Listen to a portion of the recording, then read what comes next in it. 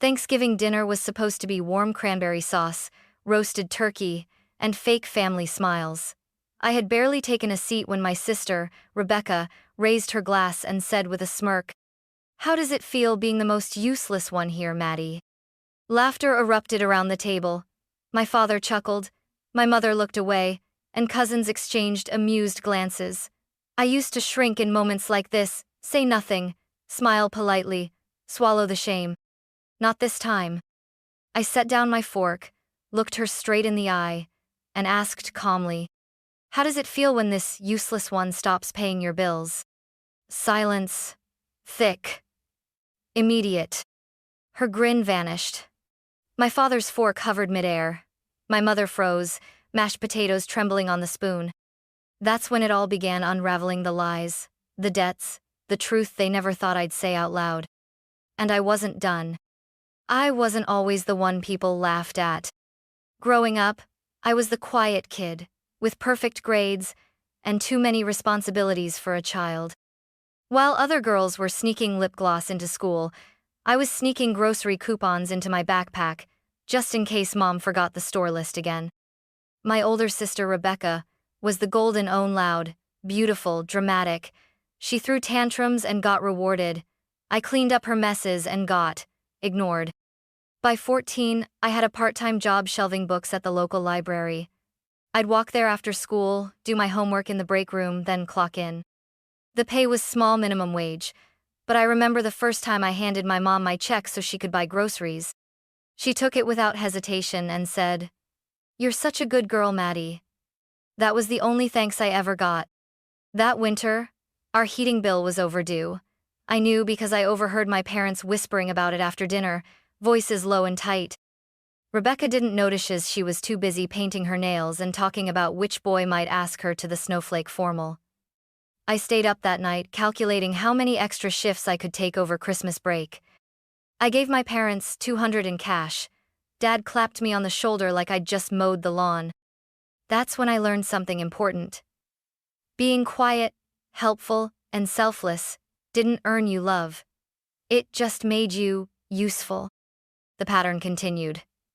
Rebecca wrecked Dad's car the summer after her senior year. I covered the deductible with my entire savings.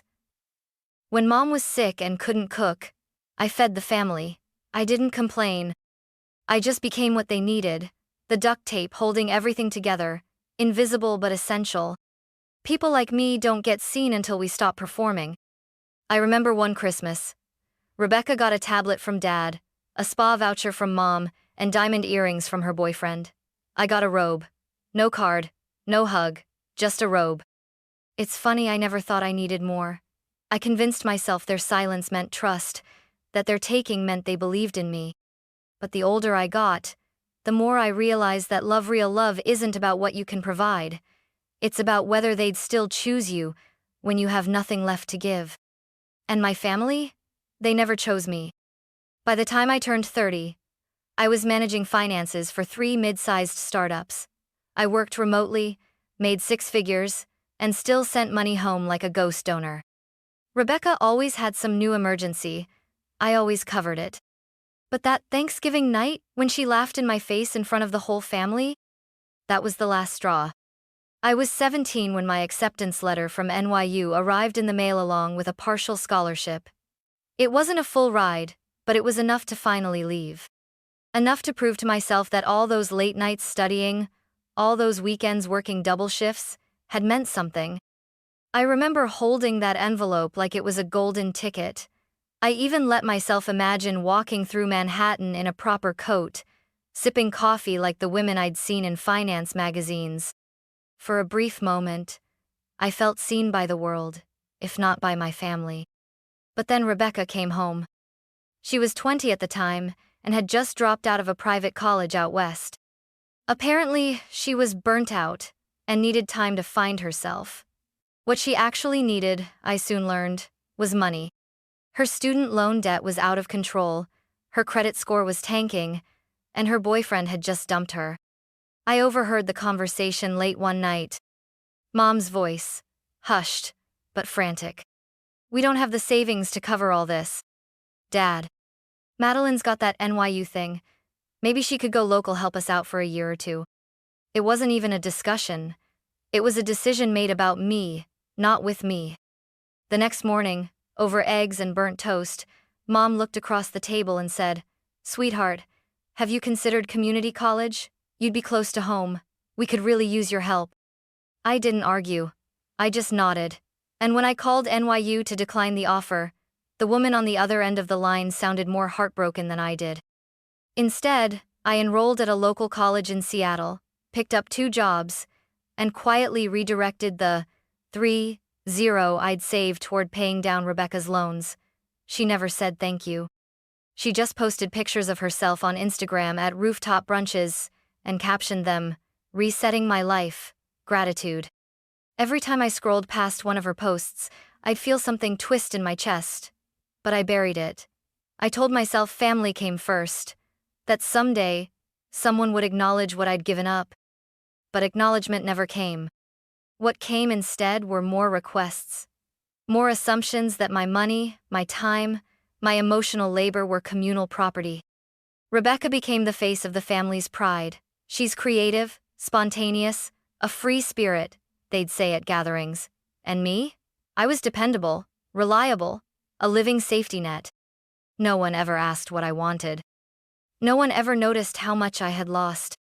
And for the longest time, I didn't notice it either until the Thanksgiving dinner when my sister laughed, and something inside me finally snapped.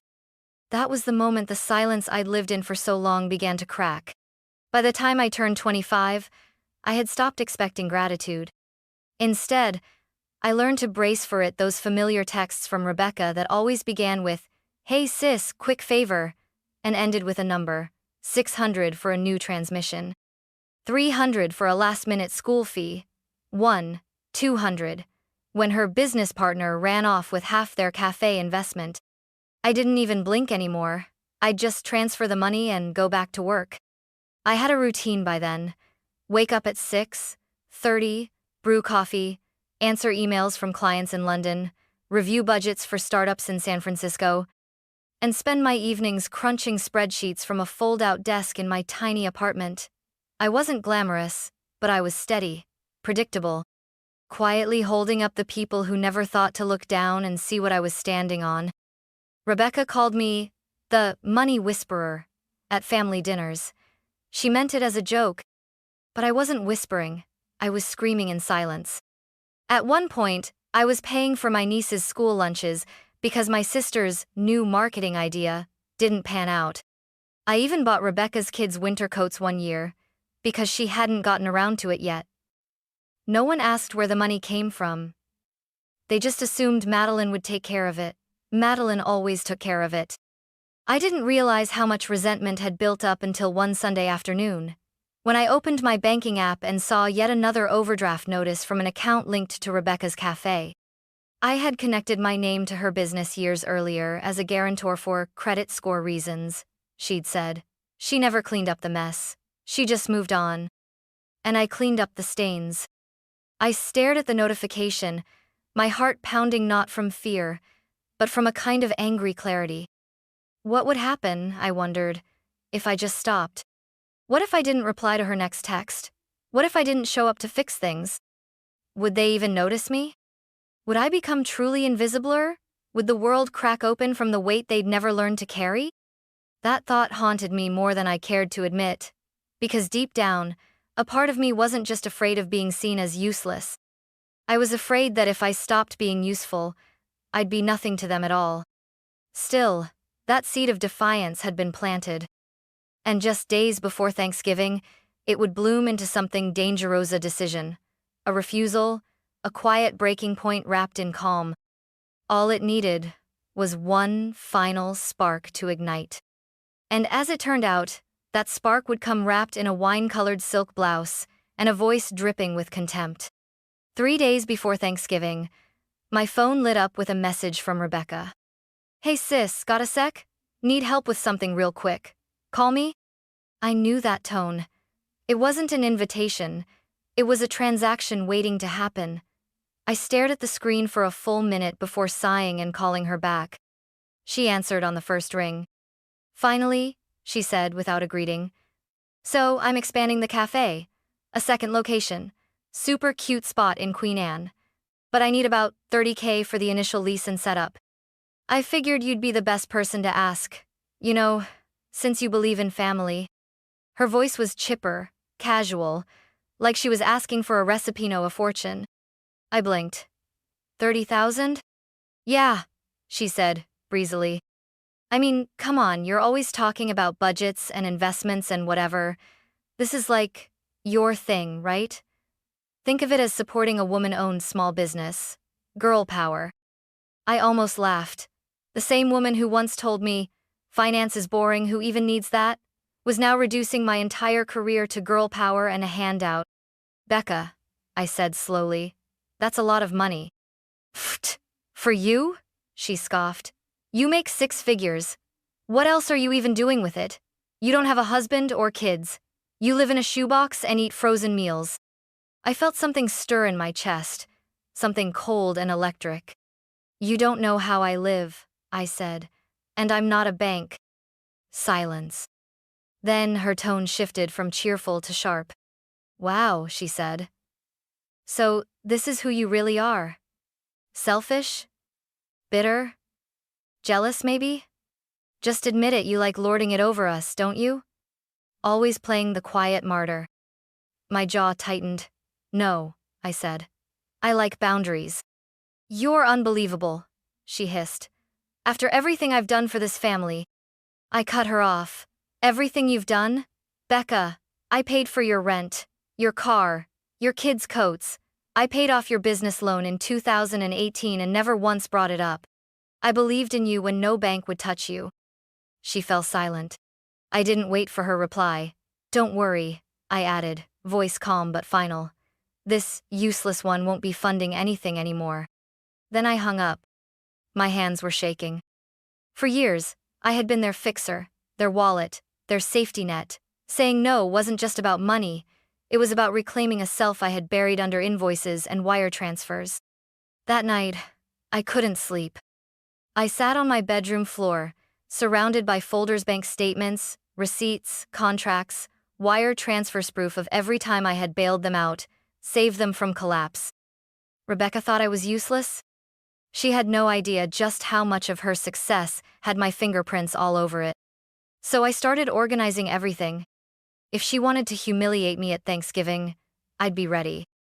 And for the first time in my life, I wasn't scared to be seen. Thanksgiving dinner smelled like cinnamon, rosemary, and tension. The dining table was stretched to its limit, every leaf inserted, every chair pulled out. There was turkey, stuffing, mashed potatoes, cranberry sauce, pumpkin pie, and a storm waiting to break. I arrived a few minutes late on purpose. Let them settle in. Let her get comfortable. Madeline, sweetie, Mom called, standing up. Come sit next to your sister. Of course. Rebecca was already mid-story when I walked in, one hand dramatically fluttering as she bragged about her cafe's new loyal customer base. Her nails were perfectly manicured, her silk blouse looked expensive, and her voice had that sugary edge I knew too well. I took the seat beside her, folding my hands in my lap. Dinner began, forks clinked, wine poured, Dad asked for the sweet potatoes, someone passed the rolls. Then it came.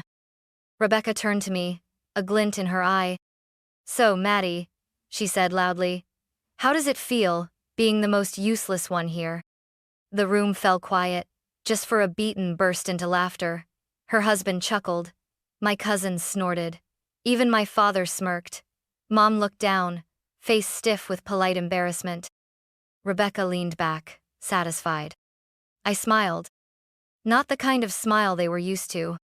The kind that said, you have no idea what's coming.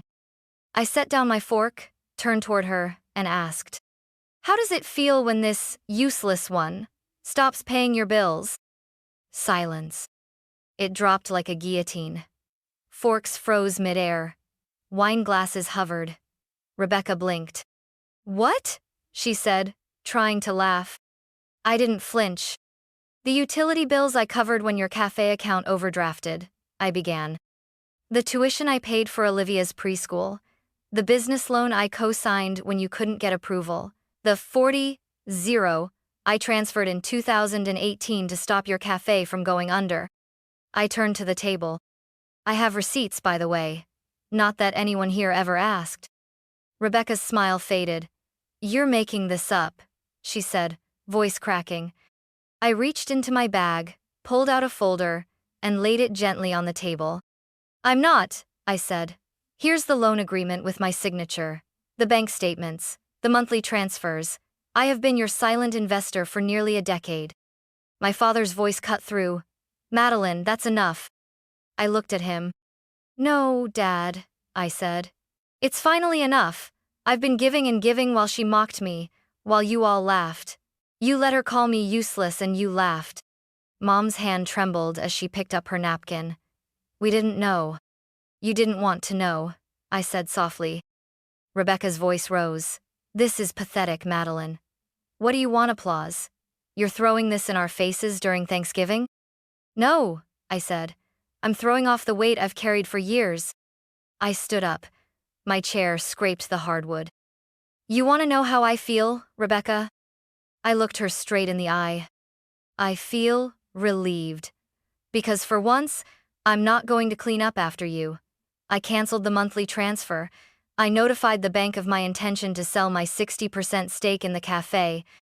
You'll need to learn how to operate without me. Her mouth fell open. 60? You don't own 60%. Yes, I do, I interrupted. You signed it. I invested when no one else would. You didn't read the paperwork. I kept quiet. That was my mistake. Dad stood, face red. You're tearing this family apart. No, I said calmly. I've been the one holding it together. And with that, I gathered my things and left the room. Behind me, no one spoke. No one moved. It was the first time in 32 years that I walked away before they asked me to fix something. And it felt like oxygen. I didn't sleep that night. Not because I was afraid I'd gone too far, but because I knew I hadn't. For the first time in my life, I had told the truth, not just to them, but to myself. By morning, my phone was buzzing. 6 missed calls from my mother, 2 voicemails from Dad, and 1 text from Rebecca. Wow. Hope humiliating your family felt good. You're disgusting. I didn't respond. Instead, I made coffee, opened my laptop, and reviewed the legal documents tied to the café's 60% ownership, notarized and recorded. I emailed my lawyer, asking her to begin preparing the papers to trigger a formal buyout unless Rebecca could provide a counteroffer within 30 days. It was business now. Cold, clean. That evening, someone buzzed my apartment. I checked the camera feed. Mom. Her eyes were red, lips tight. When I opened the door, she stepped inside without a word, clutching her purse like it was holding her together. I just wanted to talk, she said. We sat on opposite ends of the couch, like strangers. You didn't have to do that at dinner, she whispered after a moment. Didn't I? I replied. It was a family holiday. I stared at her. So was every birthday where Rebecca got the spotlight? Every Christmas where I gave more than I got. Every Sunday dinner where I paid for groceries and watched you all laugh like I didn't exist. Her gaze dropped. She's struggling, Madeline. You know that. I know, I said. She's always struggling, and I've always fixed it. And now? You're punishing her? I inhaled slowly. No. I'm stopping. That's different. She reached for my hand, but I pulled it back. I don't want this to tear us apart, she said softly. It already did, Mom, I said. Years ago, you just didn't notice. She flinched. You should talk to your sister, she tried again. She mocked me in front of everyone, I said. Called me useless, and none of you stopped her. She was joking. She wasn't, and neither am I. Silence. Then she asked quietly, So that's it? You're just walking away? I stood up, my voice calm. No, I'm staying right where I am. I'm just done chasing a family that never saw me, unless I was useful. She looked at me, really looked for the first time in years. But instead of speaking, she stood and walked toward the door. Happy Thanksgiving, Mom, I said gently. She paused at the threshold. We miss you, she said. No, I replied, you miss what I gave. Then I closed the door. Behind it, for the first time, was my own life untangled, uncompromised, and finally quiet. 3 days after Thanksgiving, the silence broke. Not with words, but with noise. Emails, texts, voicemails, all from Rebecca. Suppliers are backing out. Payroll bounced. If you don't reverse this, I swear I'll sue. The last one came in all caps. I didn't answer. Instead, I forwarded everything to my lawyer, Erica Jansen, a woman who didn't blink at threats, especially from someone who hadn't read her own contract. Rebecca's final text of the day read, You may own 60%, but this was my dream. You're killing it out of spite. Spite? No. What I felt wasn't anger anymore. It was peace. I opened my banking app and confirmed what I already knew. I'd permanently canceled the 2.0 monthly support that had quietly floated her café for nearly 4 years. It was no longer my responsibility to make her dream possible. That evening, as I sat reading in my apartment, the buzzer rang again. I froze. Then I walked to the intercom and heard it, me father's voice. Madeline, open up. When I hesitated, his voice hardened. Don't make this worse. I opened the door slowly. He stepped inside without asking, coat still on. You need to stop this, he said flatly. Stop what? I asked. This war with your sister. I raised an eyebrow. War? You mean me keeping the money I earned? Me holding on to the equity I legally own? His jaw tightened. You're tearing this family apart. No, I said. I'm just no longer financing the illusion that we were ever whole. He crossed his arms. You made her look like a fool at Thanksgiving. She called me useless, in front of you, and you laughed. His mouth opened, closed. Then, that's not the point. It's exactly the point, I said, voice rising. You never saw me unless I was handing you something. Now I'm handing you the truth and you can't stand it. He stood there for a long moment, breathing hard through his nose. Then, quieter, your mother's been crying. I nodded. So have I. For years. Alone. He looked away. I'm not selling the shares, I added. If she wants to buy me out, she can send an offer, through legal channels. He didn't say goodbye when he left. Just closed the door harder than necessary. And yet, for the first time, I didn't feel guilt. I felt grounded. They could call it selfishness. I called it sovereignty. I went to bed that night, knowing Rebecca would escalate. She always did when she lost control. And I would be ready. Not with apologies, but with proof. The letter arrived in a white envelope with a gold seal. Official. Inevitable. Carter v. Carter, fraudulent ownership claim. Rebecca had followed through with her threat, accusing me of coercing her into signing away majority ownership of the café in 2018. She claimed she hadn't understood the terms, that I'd taken advantage of a family crisis, and that the contract should be voided. I wasn't surprised. Desperate people rewrite history when the truth threatens their comfort. I forwarded the letter to Erica. She called me within the hour. This won't hold up, she said calmly. We have her signature, the notarized documents, email threads, the original bank transfers, everything. But it'll still cost you time, energy, money. I nodded. I'm ready. And I was. Because this wasn't just about a contract. It was about a lifetime of silence finally having a voice. 2 months later, I sat in a small courtroom in Seattle across from my sister. She wore a fitted blazer and a glare. I wore no makeup and peace. Her lawyer argued emotion. Ours presented evidence. When the judge ruled in my favor, Rebecca's expression crumpled into disbelief. The 2018 agreement stands, the judge said. There is no legal basis for reversal. Ownership remains 60% in Ms. Madeline Carter's name. I walked out of that courtroom with more than a legal victory. I walked out whole. That night, I didn't call my parents.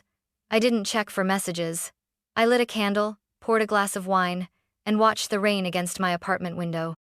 They had taken enough of me, and I had finally stopped offering. A week later, I received a letter not from a lawyer, but from my mother. Handwritten. "I wish things were different," she wrote. "I wish we had seen you earlier. I wish you could forgive us." Rebecca's struggling. "Please don't shut the door." I folded the letter carefully and tucked it into a drawer, not to reread, but to remind myself that closure doesn't always come wrapped in apologies. Sometimes it's simply choosing not to reopen what nearly destroyed you. I didn't respond. Not out of cruelty, but out of clarity. Months passed. The cafe struggled without my financial support. Eventually, Rebecca closed the second location before it ever opened. I heard through a cousin that she blamed the economy. Of course she did. As for me, I said yes to a new role, director of financial strategy, at a nonprofit empowering young women entrepreneurs. I spent my weekends painting again, walking along the waterfront, learning how to live a life that wasn't about fixing anyone but myself. Then, one day, I was invited to speak at a local leadership event. The topic: invisible labor and the power of saying no. I took the stage with trembling hands and a full heart. For years, I told the crowd, I thought my value came from how much I gave, from how many fires I could quietly put out. But one day, someone called me useless, and in that silence that followed, I finally heard my own voice. The applause was soft at first. Then it grew. And for once, I didn't shrink.